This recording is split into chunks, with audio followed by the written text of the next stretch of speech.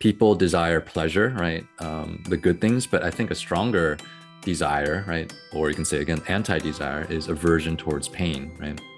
And so when you trigger people to feel fear, anger, grief, it's very uncomfortable. So they want to discharge that. They want to find some way to release it, either through some product or some action. Right? In cultures where the shadow aspects, the yin, not just the yang, positive light, but you can say the hidden or the more negative or harmful aspects of human nature are suppressed. What is this person actually saying, about whatever, this political issue, or about men, or about women, or about relationships, or about whatever, right? And just take time to digest and analyze the frame that they're using, right? What are they not saying? Unacknowledged grief, sort of invisible fears, and unmetabolized rage. And so it's like all this pressure, there's potential energy that is in the background that can get triggered. Kind of referring to like spiritual traditions, a lot of them acknowledge the duality, right? There is such thing as individuals, right? Individuation of different beings, and that creates a diversity. And that would lead to fragmentation if we also don't toggle sometimes to, via meditation or via some ceremonies, a state of collective unitive consciousness, like we are all one, right? So that's one way, as kind of a psycho-spiritual antidote, to treat the illness of separation and othering, right? That again creates projections and weaponization and all sorts of conflicts, and ultimately like we kill each other in war. But these are skills, what I'm talking about, which are things like empathy, compassion, like safety and trust and respect and repair, that we don't really learn. And so we don't have that kind of relationship with ourselves. And all those things build up, right? That then when someone's trying to manipulate us, those are all handles or hooks that they can get us with. Hello, welcome again to WingChun Workout, bringing you content on training exercises for Wing Chun. And this is another video I have with my teacher, philosopher, acupuncturist, Sifu Paul Wang. Hello. How are you? Great, thank you. Thank you for having me back on. It's great to have these ongoing conversations with you. I really enjoy it. You have so many titles, it's kind of like hard for me to keep track of them, right? Hopefully human being is one of them. The other ones are just, from my experience, studying and cultivating. So yeah, it's nice to have the acknowledgement. But the main thing is I like to make whatever you call it, wisdom or knowledge, or this kind of practical principles accessible for people. So that's kind of my main intention here. Right. And don't let me forget, you're a practitioner of Chinese medicine, so acupuncture. So, Yeah. yeah. Many different lenses that I use to understand reality and relationships and people. Yeah.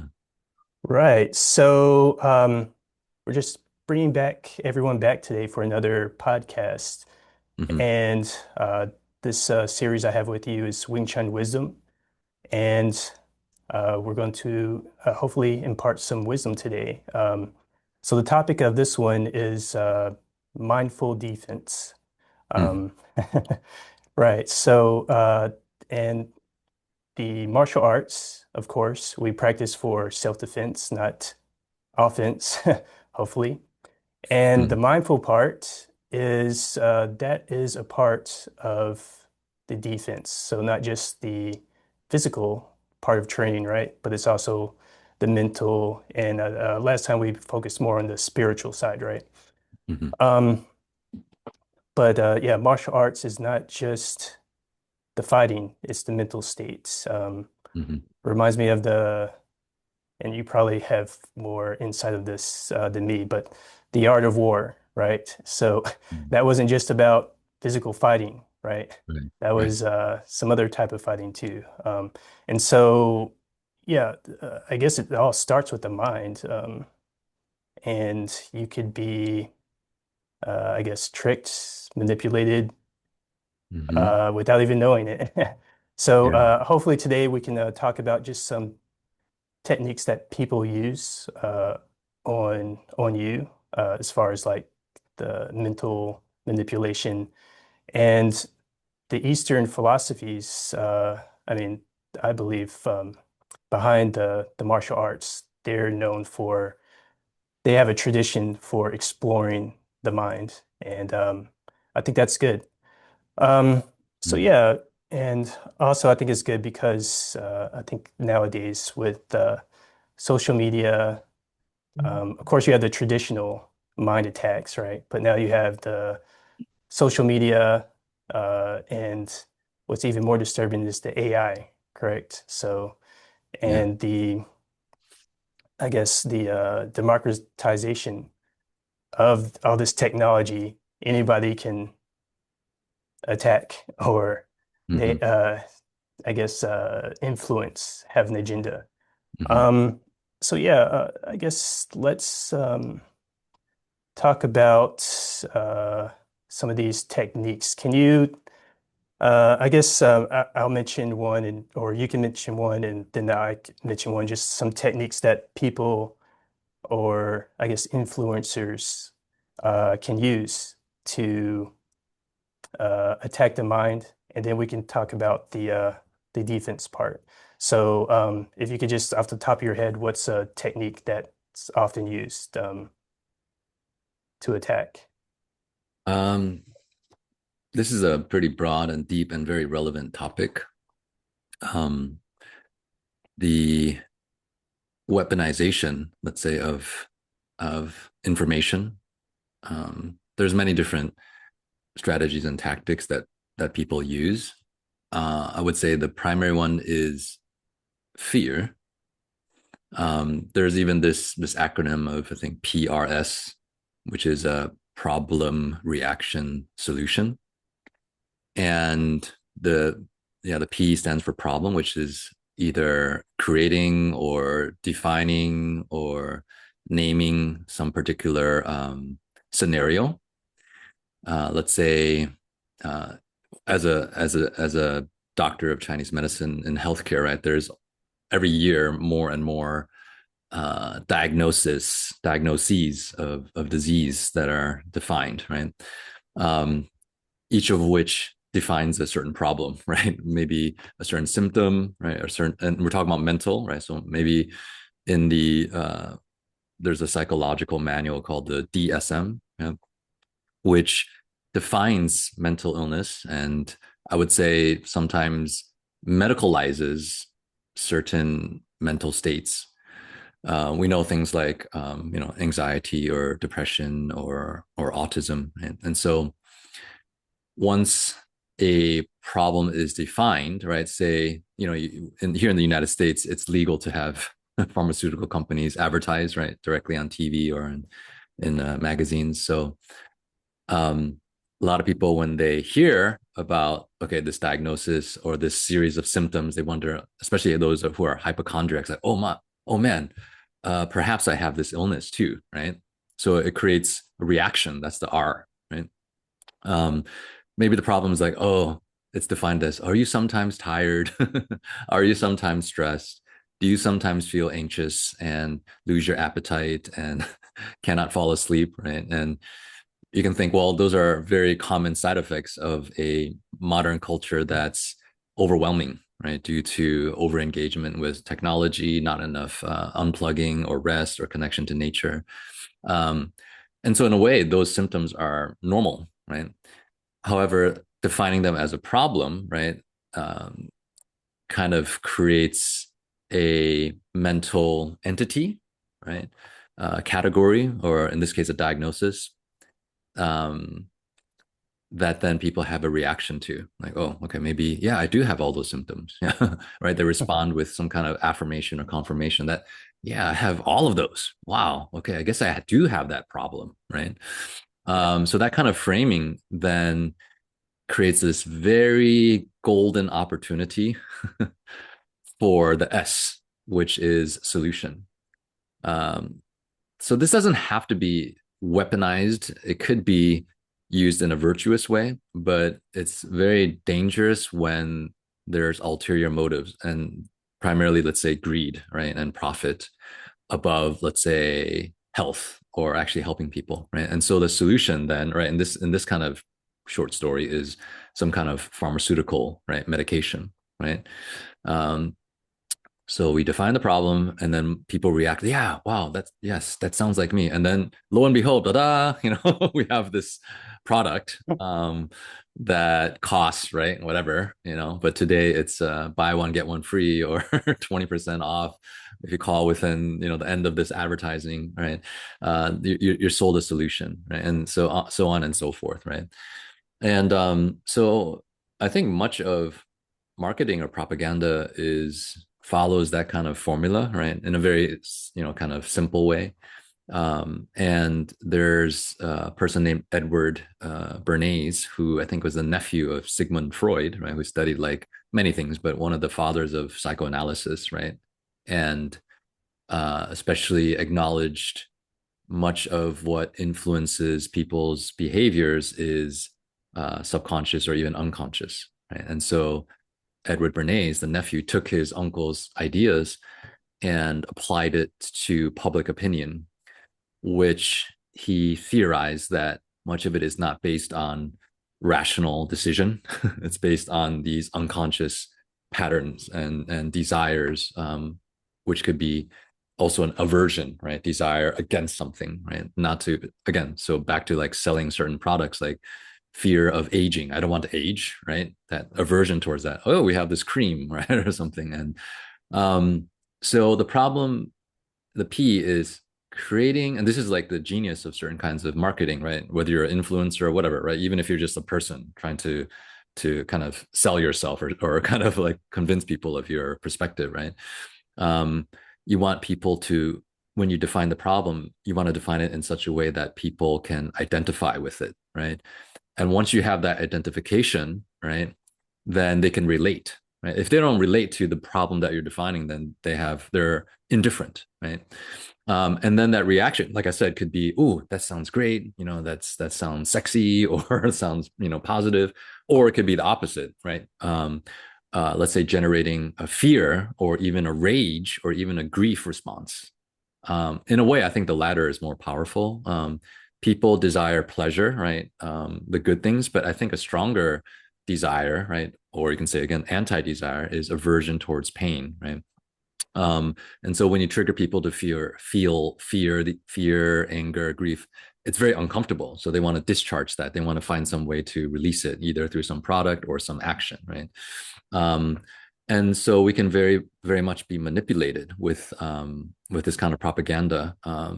And that's the title of, I think, his seminal work. I think in I forget the year exactly. I don't want to say this engineering of consent, I think, is the phrase that he coined. Manufactured consent, right? Which I think is maybe Noam Chomsky's kind of paraphrase of that idea. And so the idea is that, okay, there are the masses, which I guess, as a company or as an advertiser, you think, okay, the masses are your consumers and you want to sell them something, right? And or even if you're like, you consider the masses your populace, your citizens, and they're maybe you see them as your sheep. And there can only be a certain percentage of people who have the wisdom, the knowledge, right? So in theory, it sounds good, right? Like not everyone can be like top 5 percentile by definition, right? The other people are the lower 95%. And so those with the experience, the knowledge, if they have virtue, right, then they can lead, right? Like a good shepherd, right? The sheep. And so that's kind of one way to look at it. It's like, okay, it's not bad to have enlightened, sage, leaders and who have the best interests of everyone in mind and can do no wrong, right? And is even selfless, right? In their decisions, right? They think about the people. So how often does that actually occur, right? Often, like, especially in cultures where the shadow aspects, the yin, not just the yang, positive light, but you can say the hidden or the more negative or harmful aspects of human nature are suppressed, right? They're actually not even acknowledged, right? Or they're kind of demonized and projected into some other scapegoat like Satan or something like that, right? Oh, we don't have those kind of negative aspects of human nature. I'm not a greedy person, right? So that's that state, which I think is the state of much of modern culture, where we seek sort of, oh, the bright, the shiny, the positive, even in a lot of spiritual approaches, right? Like angels and beautiful songs and hymns and like revelations, right? Um, and we don't acknowledge that there's this whole other side of our nature. That's where we can get hooked. That's where we can get hijacked. That's where sort of, whether you call it spiritual warfare or like mental contagion or social contagion, can really get in through that kind of portal. And so that would be the general way that I would say, like, is the general formula. If you think about it, right? If you apply what I said, right, this idea of framing, right, and you go to social media, maybe it will help you, right? Like, okay, what is this? How is this person talking about the issue? And maybe kind of lean back. Maybe literally, it's not good to be too close to the screen. Lean back, take some space, or pause, or put it on silent and say, what is this person actually saying, about whatever, you know, this political issue, or about men, or about women, or about relationships, or about whatever, right? Um, and just take time to to digest and analyze the frame that they're using, right? What are they not saying, right? It's just like when we crop a photo, right? It looks like, oh, we're just in front of the pyramid of Giza, right? And it looks like you're alone, but because we cropped out, the 200 tourists around, right? But that framing Right. creates a certain story, right? Like, Or wow, the McDonald's in the background. yeah, exactly, right. And now with AI, right, you can even delete the pollution and maybe make the pyramid look a bit smoother and make yourself look 10 years younger, right? All this kind of illusion, right? Which, is kind of leveraging, I guess, pixel manipulation to make propaganda more effective, right? Because you can sell something that seems more desirable, right? That's in the solution, right? Um, yeah, so that's how I would frame the opening of the discussion with that kind of formula. Yeah, I had a chance to study a little bit, just marketing Mm-hmm. and techniques, and a lot of that is it may seem, well, a lot of it's probably very old and ancient techniques, but the scientific part, um, uh, people were able to streamline it, and I guess that's what you see today. It's taught by even uh, pretty, I'm not sure if you would call them smart or not, but they know these techniques, and yeah, you can be fooled, controlled, whatever. Um, and like you said, it's not that there's some nefarious reason all the time, but you have to realize that it could be used in a nefarious way. So, Yeah. right. Um, and so I mentioned there might be some ancient techniques too, right? So Uh-huh. this isn't like new, right? It's more sophisticated now. It's, like I said, more streamlined. Anybody can do it. Yeah. But I mentioned before, like the art of war or whatever, but there's some old techniques as Mhm. well that people can use.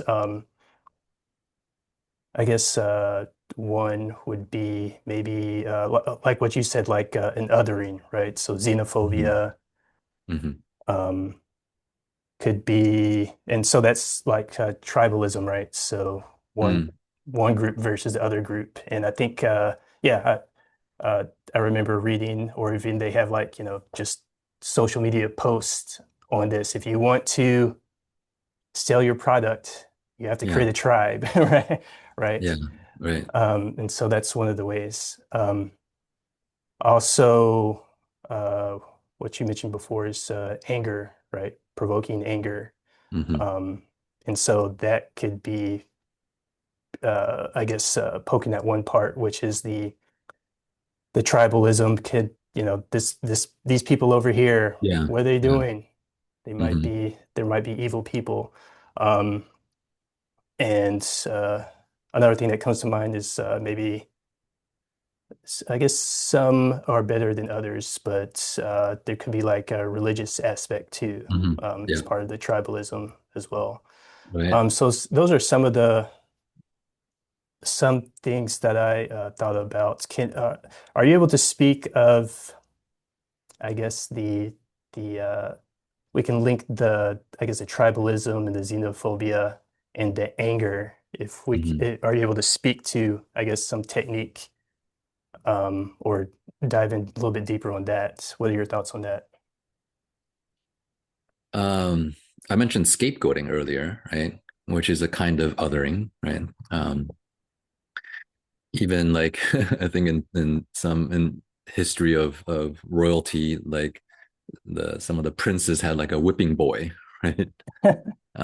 So instead of the prince taking responsibility for wrongdoing, the whipping boy would be, kind of attacked, right? So the prince can stay pure and, blameless. So yeah, there's all these kind of psychosocial tricks to avoid facing ourselves, avoid confronting, our own, like again, I mentioned Freud earlier, our id, right? Or our subconscious patterns, which are hidden, and there's a term like stranger to ourselves, even, right? We don't even realize that we're so compelled by these background programs that are often inculcated at youth, and some it's from like trauma, and we think on the surface like we're very functional, we're very rational, but I would say as a clinician and as a teacher, right, there's a lot of times where even our most lofty, here we're kind of in January of the year, like good intentions and New Year's intentions, they they fail so relatively quickly because no matter how, ideal they are, right, if in the background is, 80-90% of your sort of psycho neuro somatic system is running these programs, then it's almost impossible to follow those intentions. So and a lot of them are emotional patterns, right? Unacknowledged grief, sort of invisible fears, and unmetabolized rage. And so it's like all this pressure, there's potential energy that is in the background that can get triggered. And uh, there's a term in psychology also called projection, right? Instead of looking at that anger, right, and understanding, or it could be something like jealousy or whatever emotion, shame, right? Because they're very uncomfortable. Who likes to feel shame, right? Who likes to feel jealousy? Who likes to feel grief? And so instead of looking inwards and saying, "Oh, okay," asking the grief or the rage or whatever, or the fear, like, oh, what, who are you? Where are you? What are you trying to tell me? Where is this coming from? Right. And then you can trace it pretty often, pretty far back. Usually I found out like the root emotion is usually a kind of fear. Um, and then that fear can lead to anger or to grief. It's kind of like a this game that the emotional system plays. Like Um, Star Wars Yoda. He said something, yeah, fear brings the anger to yeah. something else. I forget. Then yeah, anger leads to the dark side, or like in Dune, like fear is the mind killer. And I'll talk about that a little bit in terms of religion, but just to finish this thought on, then we project it onto usually the people closest to us, right? That we, that have put up with us, family, partners, yeah, and our friends, yeah. And so we often, project all these emotions onto them. Well, it's he, she, they, whoever that makes me feel angry. right? That makes me feel sad. That makes me feel afraid, right? And then you discharge that, right? You, instead of digesting it, alchemizing it within, right? We take the easy way out, literally, right? We kind of project it onto other people, which then creates all sorts of conflict, right? And then it's back and forth, right? So it's really problematic. So it's a kind of othering, right? It's like, it's not me, it's you. It's not us, it's them, right? And then back to the PRS is like, okay, the problem is like, okay, unemployment, right? And then instead of acknowledging maybe historical reasons or whatever, even my own education or skill, whatever, I don't know, right? The true reason, let's just say, we we other, right? And then once we other, then we can project onto them. Well, it's the whoever, right? The Chinese or the Mexican or the Canadians, right, or whatever, right? In terms of national centric, right? And then you have ethnocentric and you have egocentric. So you can other at different kind of identity scales, and it's their fault, right? They're taking our jobs or whatever, right? And then therefore, then the solution is let's get rid of them, you know, let's incarcerate them, right? Let's you know, kind of send them away, right? So, and then temporarily, right, I feel better. Yeah, those guys, you know, we got rid of them. You know, they were the cause of the problem. But then you realize, oh shit, maybe whatever, you know, months or years later, that actually I don't feel any better. The problem is still there. So, But instead of saying that, oh, I was sold a bill of goods, right? The PRS kind of that was sold to me, the propaganda was untrue. Some people because they don't want to acknowledge the true reason, right? Because of fear, then they double down on it. You know? Well, there's still some more of them. Let's kill them all, you know. And so this creates so much conflict, right? Like wars, right? Ultimately. Um, and so othering is a huge issue, right? And so kind of referring to like spiritual traditions, a lot of them acknowledge the duality, right? There is such thing as individuals, right? Individuation of different beings, and that creates a diversity. And that would lead to fragmentation if we also don't toggle sometimes to via meditation or via some ceremonies, a state of collective unitive consciousness, like we are all one, right? So that's one way as kind of a psycho-spiritual antidote, to treat the illness of separation and othering, right? That again creates projections and weaponization and all sorts of conflicts, and ultimately like we kill each other in war. Now, as for religion, talking about like the fundamental emotion being fear, is that maybe back in the day, or if I want to create a new religion, they often, the problem is you're going to die. Right? That's part one of the problem. Oh, wow. Yeah, that is a problem. I've seen other people die, other humans die. I'm human. Yeah, I'm going to die too. Wow. Right? That's my reaction. And part two, there's even, if that's not enough, is the certainty that you're going to die, the absolute certainty that you're going to die if you're honest, right? And then part two is the absolute uncertainty of when, where, how, right? So it's like, wow, not only am I 100% sure I'm going to die, I'm also 100% unsure of it could be tonight, right? It could be my next meal. I choke on a chickpea or whatever, you know? It could be in 5 years. I don't know, right? So this kind of discomfort and lack of capacity to hold that final unknown, right? And so it creates a lot of fear, right? And so the reaction is fear, right? Fear of death, and also the insecurity caused by the uncertainty of knowing when, right? And then, right, the solution, then there's hundreds of them over history, right? Is one is they talk about, okay, it's just your body that dies. Your soul is gonna persist, right? Eternally, your soul is eternal. Oh, okay, that makes me feel better. Yeah, I'm gonna sign up for that religion. Or, you know, some other maybe esoteric religion, like, no, I like my body. Okay. So this other religion says that no, you can actually train your body to become an immortal, right? So you can keep this beautiful body in whatever age you like. And you can in soul in this body for as long. Oh, okay, that sounds cool, right? or some other religion sells like some beautiful paradise afterlife, right? With, whatever, uh virgins or whatever, I don't know, right? Whatever they think that the people in that culture appeals to them, that would motivate them, right, to sign up for that particular religious, I guess you can say, mythology, or in a way propaganda, if we're using this PRS kind of formula. um and so yeah, that's, I think, how many religions also are kind of operate as well. They kind of tapping into this very primal fear.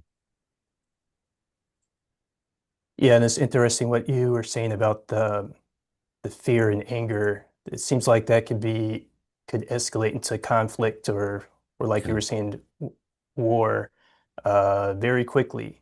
Um, I mean, even today you have I guess similar, I guess, nation states, whatever, they're almost doing the same thing. So Mm. so if one person starts something, then the other group is doing the same thing. So it's kind of like I don't know, almost like a virus that catches on. Um, Yeah, yeah, pretty interesting. yeah. It plays out at all different scales. Like, one very simple example is like you get angry at your whatever husband or wife or boyfriend or girlfriend or whatever roommate. Um, and it could be something very mundane. Let's just say, like, okay, let's say intimate partners or romantic partners. It's like they're upset, like, you're always busy. You never spend time with me, right? You're always at work, right? You spend so much time at work.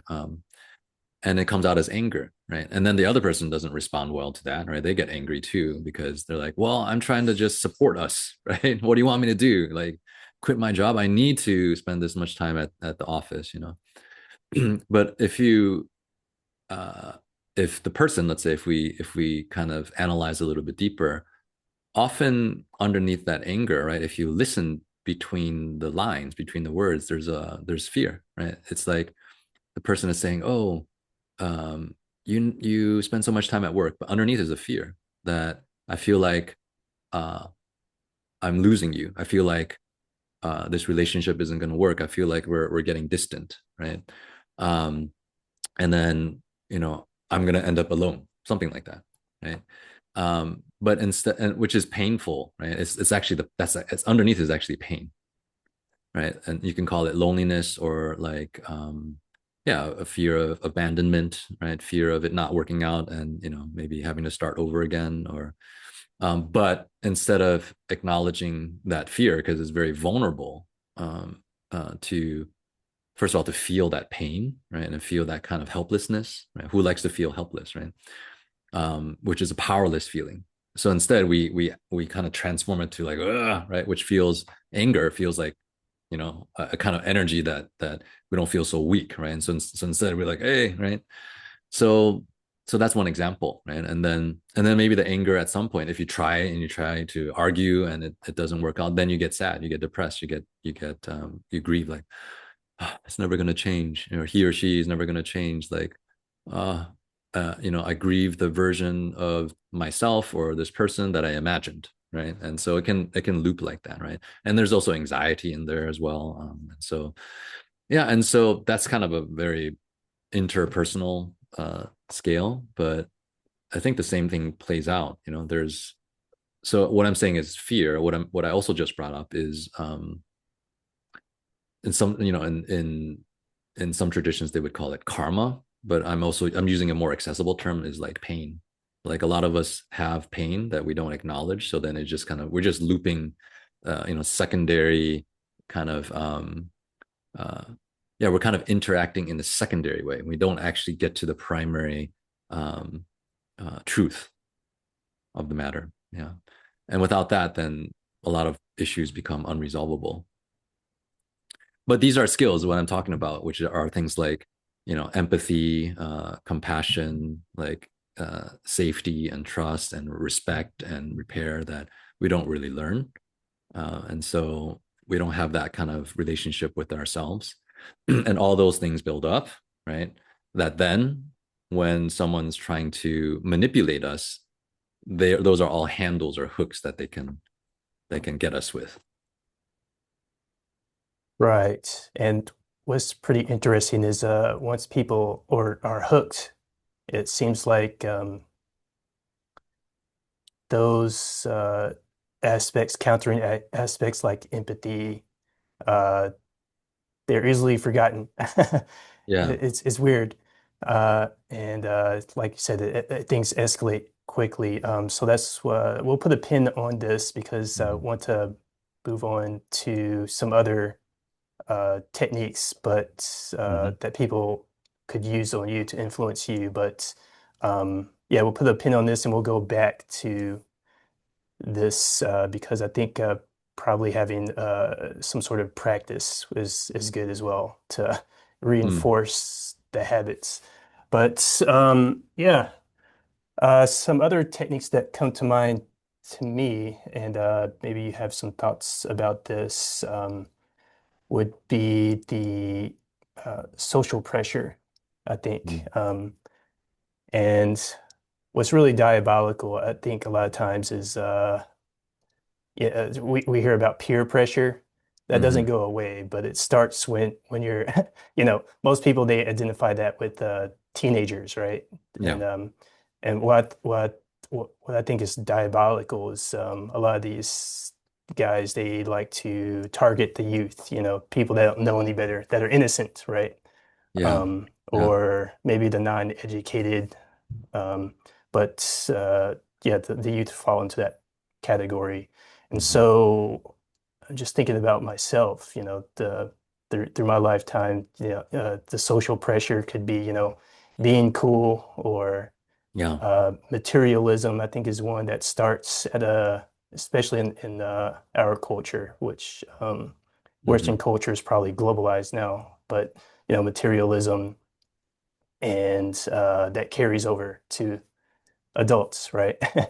Yeah. If you gotta have this car, um, wear these clothes, and people associate that with value. And if you don't have that, hey, you're a loser. Um, are there some things that you can speak about that?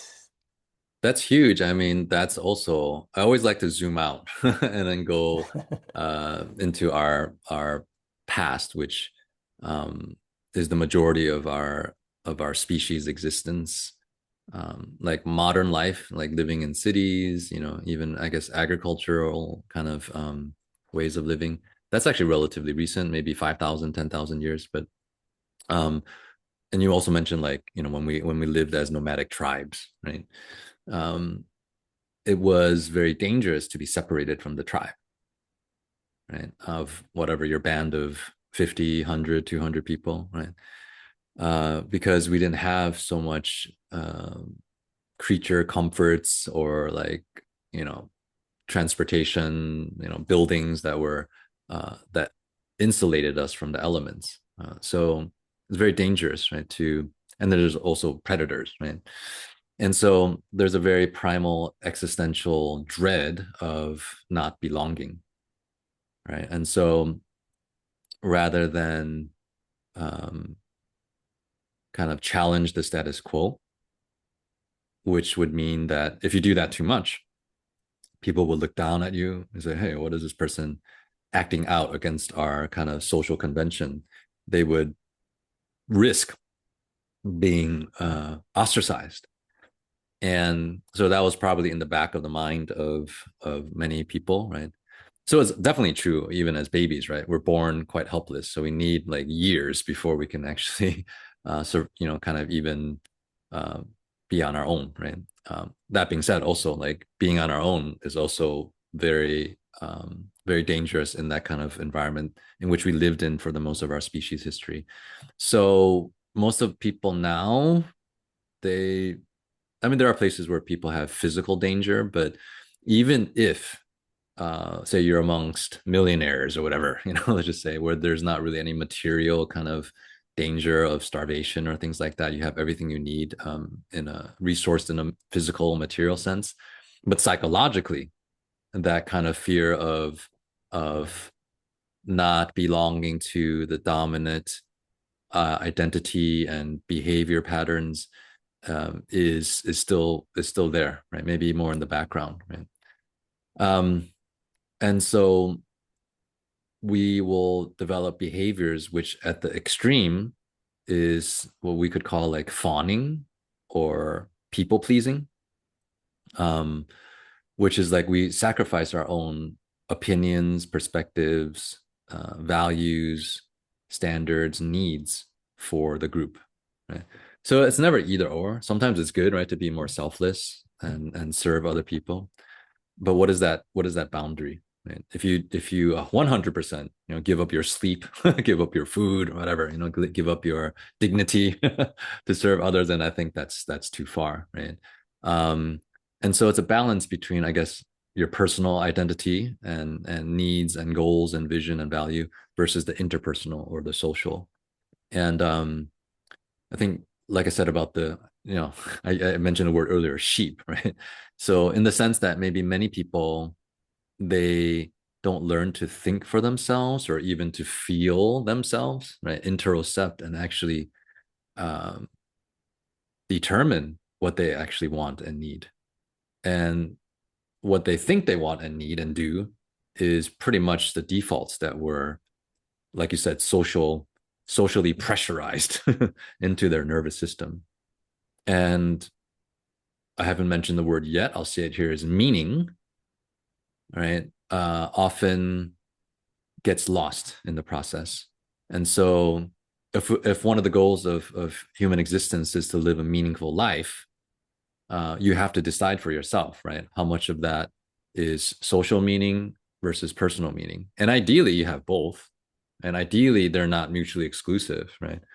So, however, in certain societies, I would say that they are maybe, again, maybe more like traditional, even Chinese society. It's like where one's the meaning of one's life is more valued as the collective harmony, social fabric, kind of relational, right? Whereas in some other societies, maybe let's say the modern North American, this kind of maybe the cowboy archetype, right? Um, it's kind of more individualistic. That is what's most meaningful, right? So it's not either or. Again, this is another toggle spectrum to consider. Um, if it's a virtuous society, I would say social pressure is good because it's kind of pushing you towards virtuous values, right? Or I would say virtue is when you live in accordance with your values, right? Whereas in some cultures, maybe it's the social pressure is actually insidious, right? Or diabolical or malevolent, right? They're actually I don't know. Let's just say like the sub society or the subculture of like a gang. I don't know, just to say, right? Where maybe, like violence and like killing people is condoned, right? That's a fine, that's a virtue even, right? Um, and if you don't, right, there's going to be a lot of social pressure in the gang to make you develop that behavior, even if it's against your personal, right, kind of values. But in order to survive, right, in order to stay a member of that, let's say, more vicious society, you have to become vicious as well, um, or risk leaving, right, which sometimes they don't allow you to do that intact. So, yeah, so it's actually another very deep biological, existential, psychophysical state of like belonging. It sounds very simple, like okay, we have sports teams. Oh, I belong to this team, that team, but that taps into something very primal, which again is a fear, right? Fear of uh, it's not about the jersey. It's about at a deep level. If I'm not part of this winning team, right, and I'm the loser, right, of course in sports, okay, you just don't get the trophy, right, but if you're the losing tribe in like in nature, then you probably won't survive and won't propagate, and so yeah, that's very deep. And again, not knowing this, again, you can be manipulated by this fear, right? Knowing this is like, this person is playing identity politics with me, right? Making me feel like if I don't belong to this certain dogma, that I'm gonna not survive, right? I'm gonna be ostracized, right? So, I know that trick. I'm not gonna fall for that. Yeah, and again, back to spirituality is maybe because you cultivate it deeply enough. Is that my Yes, for instance, for myself, like I have a national identity as, from the United States. I have an ethnic identity, as let's say ethnically Han Chinese, right? I have a linguistic identity, speaking English, all sorts of identities, professional identity as a doctor of acupuncture, a martial identity, practicing, this style, that style. And so it's fine to have all those different layers that allow us to interface, right, with these different groups in order to find common ground. It's beautiful, right? That kind of diversity of circles that, for instance, I run in a lot of different circles: music, art, medicine, self-cultivation. However, I think if you don't, those are all conditional, right? And they change. And sometimes you're more attached to one or more of those identities. But to get into this idea of like a treatment for all these kind of techniques that can be weaponized against us is to also practice cultivating a kind of identity or a kind of consciousness, or an awareness of you can say spiritual identity, right? Which all these layers are kind of layered upon, right? And if you don't have that, one of these layers is going to get you. If you have a sense of your spiritual essence, then you become a little bit more untouchable. Like in the Judeo-Christian paraphrase, it's like in the world but not of the world. And so you have a little bit of a space to observe all these kind of dynamics. I don't know if that makes sense, but that's Mhm. one way I can try to kind of segue into that how, Yeah. say, the traditions addressed these kind of tricks of manipulation. Yeah, there's two things that resonated with me there is for one, I guess always when I talk to you, you have that uh the yin and yang thing where you say, I I stated that, oh, these all these things are bad, and you're like, well, they could be good, in this context. So I think that's pretty cool. And also, I like what you said is actually knowing the problem. So awareness is probably the biggest thing. Once you know these techniques is that can be used on you, right? Um, at least that gives you a starting point. It's like, okay, I'm aware. And Hmm. you can go from there, right? Hmm. And I guess going from there is where we're going to go now. So, Yeah. I guess a good segue for this is around this time. I guess a few weeks ago. Uh, Hmm. this is 2026 at the time of this recording, early 2026. Yeah. Uh, we had these monk guys. They just came out of Yeah. nowhere, or Yeah. maybe some people, they some a lot of people knew them beforehand, right? But they Yeah. became famous just by walking around, right? So they had their march from, I think Hmm. it was Texas, but a lot of those guys they came from Asia, I think, Hmm. right? So Yeah. different parts of Asia. Um, but yeah, and they had some publicity, right? And actually, I was on Monk Watch at a point, just saying Yeah. that. Just at first, I was curious, like, what are these guys doing? And then they were, people were crying and they were bringing positivity, and they had the Walk for Peace, and they had their little dog, and I was like, oh, that's pretty cool. So it's kind of like a counteraction to some of the, I guess, the anger that's happening around this time, right? Hmm. Um, but the problem is, and you kind of alluded to this, is well, this is the problem that I had is they had their what is it, 30 seconds, 60 seconds of fame, and then Yeah. stuff hit the fan, right? So just a domino of things happen, boom, boom, boom, boom, boom. And I guess just the consistent viral content of the, I guess, negativity, we'll just call it that, or the news, whatever, um, kind of overshadowed what they were doing. Mm. Um, which I'm not sure if that is a flaw of their Mm. strategy of whatever they were trying to do Yeah. or not.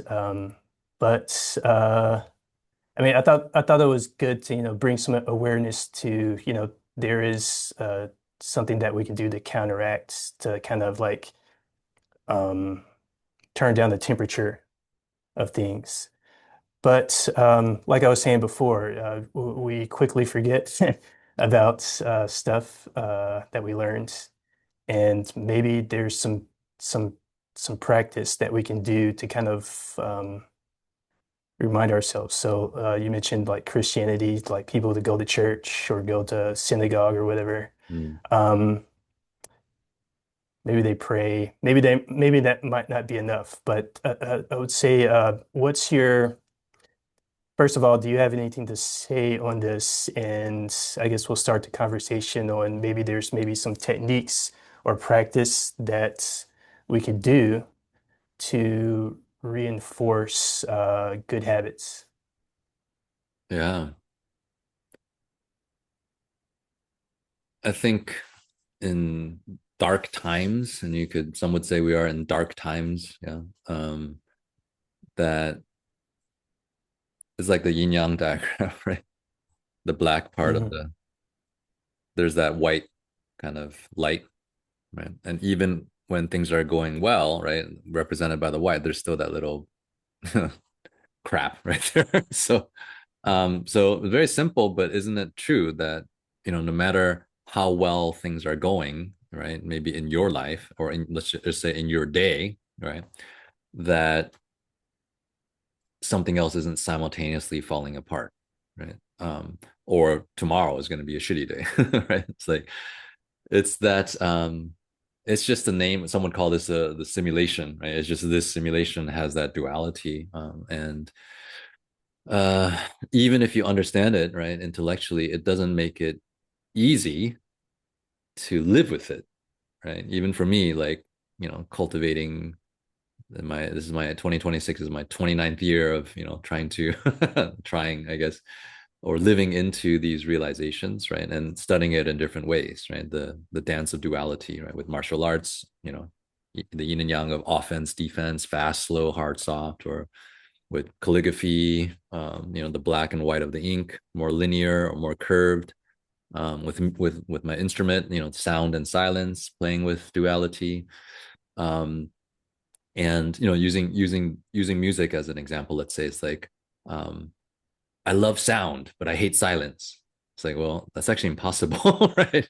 You can't hear the notes if there's not a little silence, right? Between even as I speak, right? Every syllable has a little slight silence between. Otherwise, it would be just like, blah, blah, blah, right? And so, and just silence is also, right? Then it's hard to communicate. And so, even something as simple as speaking, right, or music, you can't avoid the dance of duality. How can you say, you know, one without the other? You can't have one without the other. They define each other mutually. Um, and so I mentioned war, right? But what's war, right? You wouldn't understand war if there was periods of no war, right? Otherwise, war would just be, right? And so you can call that peace, right? And then even peace, like what you wouldn't be able to understand what peace is if sometimes there weren't some conflict, So this sounds philosophical, but it's actually this is our lived reality, right? While there are these amazing monks, or while they were marching, right, and embodying with every step peace, every breath, love, right? People were killing each other somewhere, right? Definitely on this planet, right? And if we're less species centric, definitely other species were, kind of killing each other. But I don't think they do it. I think for fun, they're doing it for survival. But birth and death, and right. If I snap my finger, even in your body, a million cells just died, right? And at the same time, a million cells were reborn, right? I mean, that equation kind of shifts as you get older, but so these again, I hate to sound like this is some kind of philosophical lecture or platitude, but think about it for yourself, right? Like, can you have inhale without exhale? Can your heart like just contract to pump the blood out, but not also relax to bring the blood back in? I mean, you have to have this dance of duality, and so I think just reminding yourselves of that right? And then you mentioned the word prayer. I think prayer is very powerful if you use it sort of like there's there's like a saying like prayer doesn't change things for you, it changes you for things, meaning it changes your attitude.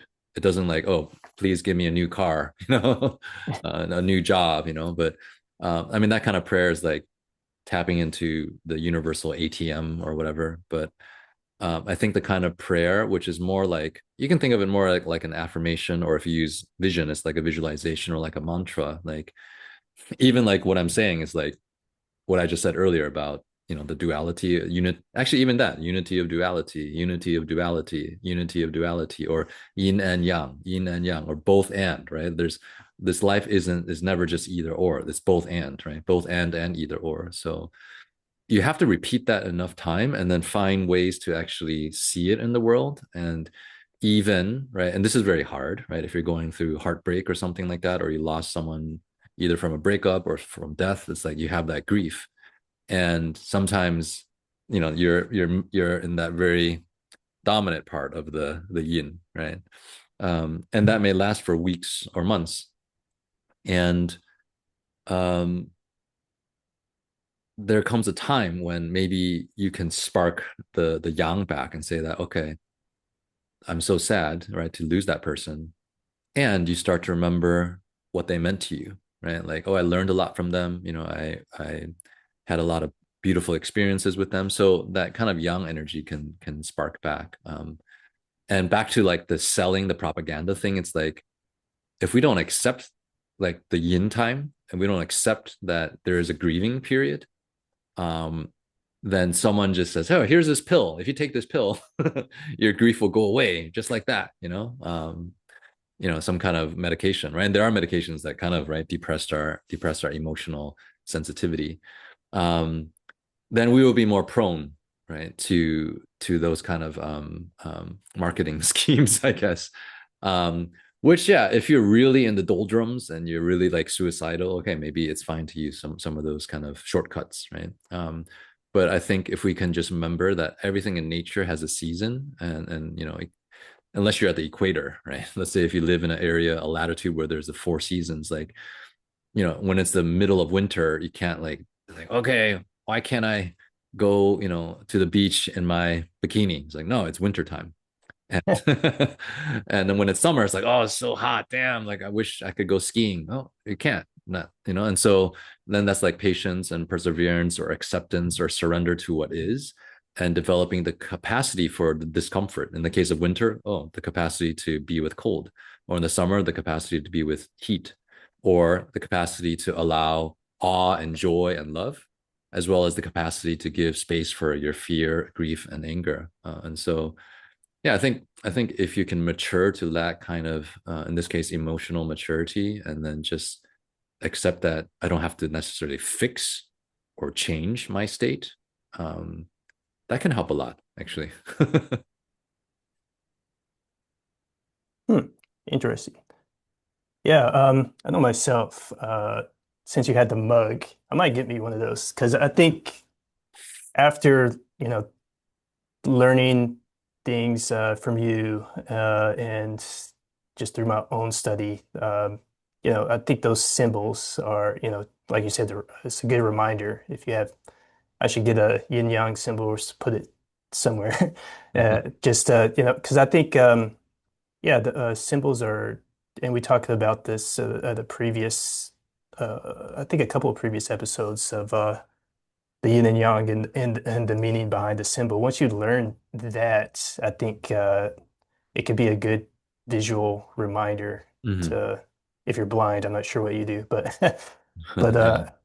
it's a good reminder to have those things around to remind you of the duality of Hmm. certain situations. So yeah, okay. Well, I was I was trying to pin you down on something more concrete techniques, but I think that's a good start because like what you said is people forget because we're human Yeah. a lot of times. I think reminding ourselves is maybe the best we can do. And Yeah, I mean, yeah, in terms yeah, go of ahead. like,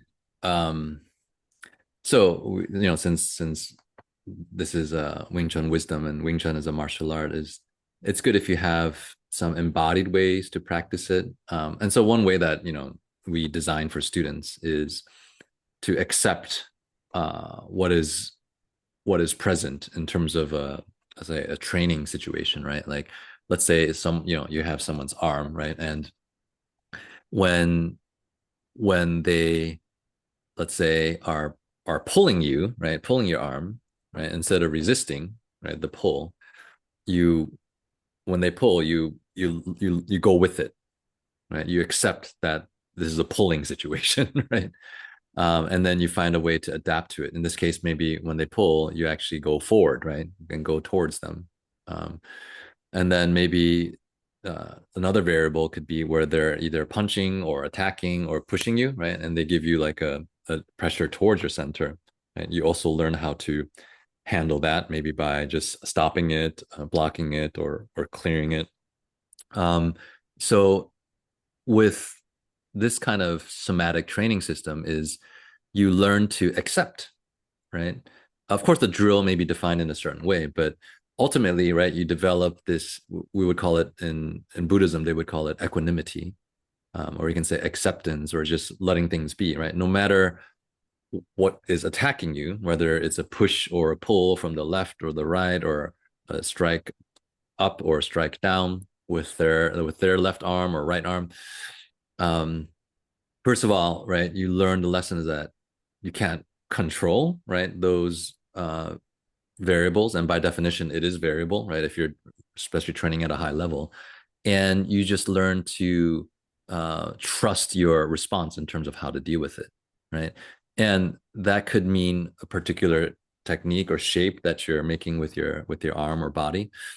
uh, and also I think what you develop is this psychological core, which you can say is less, not indifferent or unaffected, but that can maintain a certain kind of peace, maintain a space where even though there's this relative chaos, that you can keep your center, right? And then if you do it with meditation, uh, you can program when you do certain, especially like breath meditation, something as simple as even some of the things that we talked about. Okay, what can you use the in breath as a vehicle for?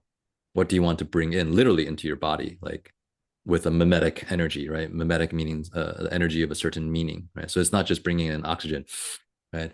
But you can practice, and this is where like prayer or mantras can be very powerful. It's like, okay, I want to bring in peace, right? So every time I practice inhale, and this may take years, right? Maybe you practice 15 minutes, 30 minutes a day, but during that very intensive practice, you inhale, and this feeling, right, of air coming into your body isn't just air, right? You actually add a mimetic sense, is I'm bringing in actually the energy of peace into the body. And then you also have this reciprocal, right? What is it that you want to exhale? Maybe stress, right? And so every time you exhale, you're releasing stress, right? And it seems so simple, right? But like with everything, um, with repetition, the seemingly simple formula or practice is very profound, right? And the thing about the breath, it's always available to you, and we actually naturally repeat it. Let's say tens of thousands of times a day. But how often do you do it with an intention, such that you are not just breathing, but you are cultivating breathing as a means to shift your state, right?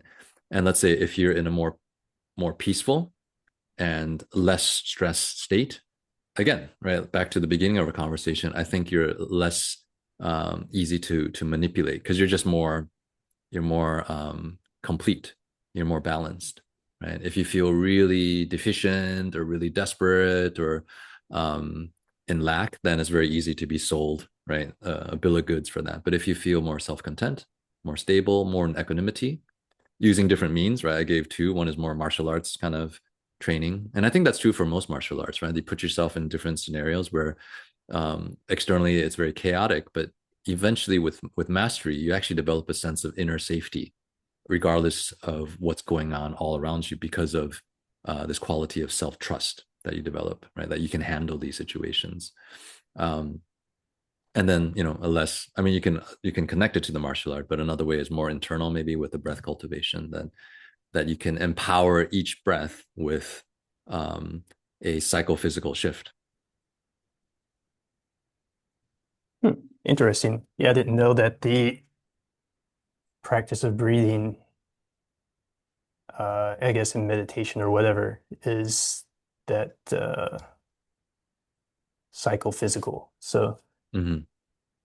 Yeah. interesting. Ah, I've learned something new.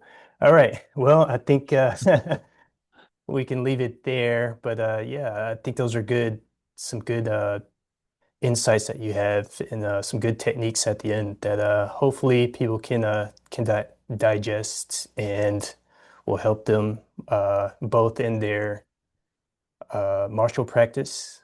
So we hit those points, and also daily life, because I guess life is a struggle too, right? Fight, Mm-hmm. struggle. Um, all right. So Sifu Paul, thank you again.